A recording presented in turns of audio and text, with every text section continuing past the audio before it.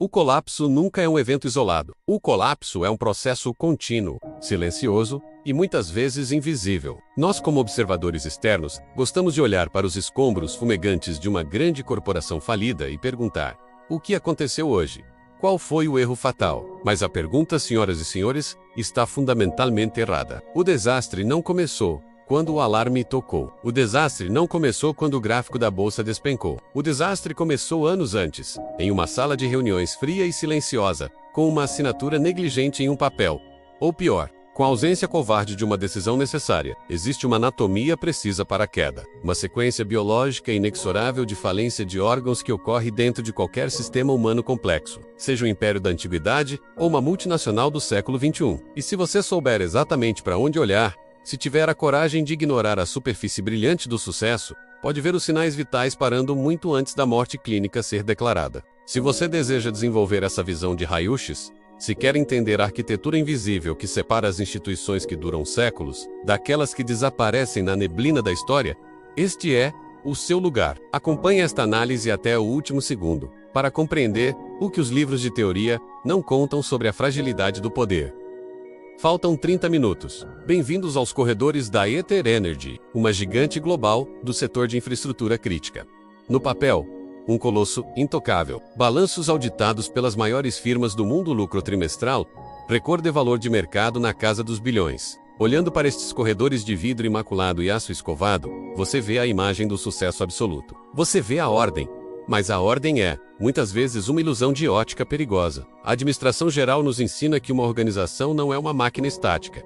É um sistema vivo, pulsante. Ela respira, ela consome recursos, ela toma decisões. E, como qualquer organismo biológico, ela depende de funções vitais para continuar existindo: planejar, organizar, dirigir e controlar. Quando essas 4 funções operam em harmonia, a empresa flerta com a imortalidade. Mas aqui, nas entranhas da Ether, algo silencioso e maligno aconteceu. Eles cresceram rápido demais. Eles confundiram tamanho com força. Eles confundiram movimento com progresso.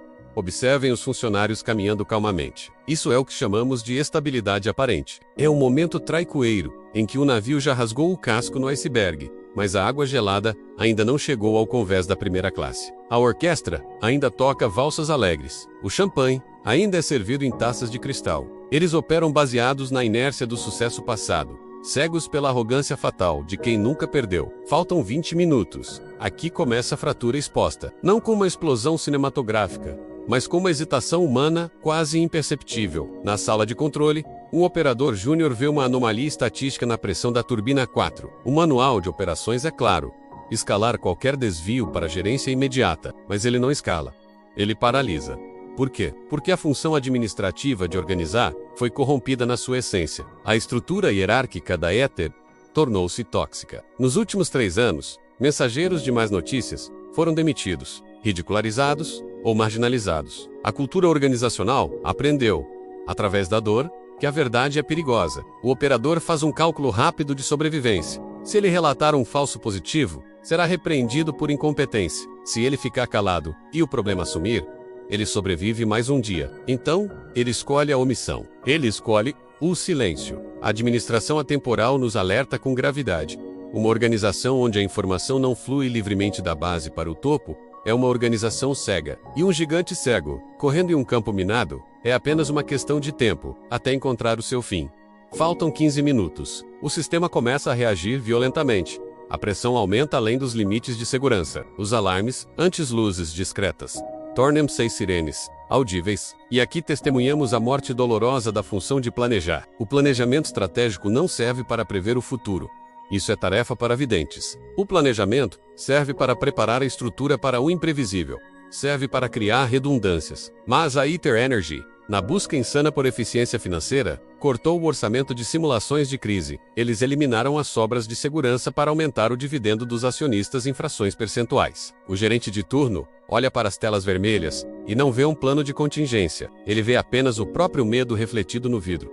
Eles começam a improvisar. Na administração séria, o improviso é o último refúgio dos incompetentes. Quando você improvisa diante de uma crise sistêmica complexa, você não está gerenciando. Você está jogando dados com o destino de milhares de pessoas. Faltam 10 minutos. A entropia acelera exponencialmente.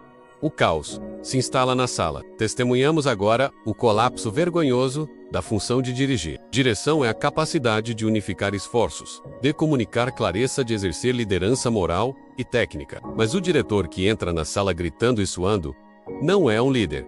É apenas um chefe com um cargo. Ele procura culpados, não soluções. Quem fez isso? Ele berra, uma pergunta irrelevante para a sobrevivência do sistema naquele momento. A equipe técnica, vendo o descontrole emocional da liderança, fragmenta-se em tribos rivais.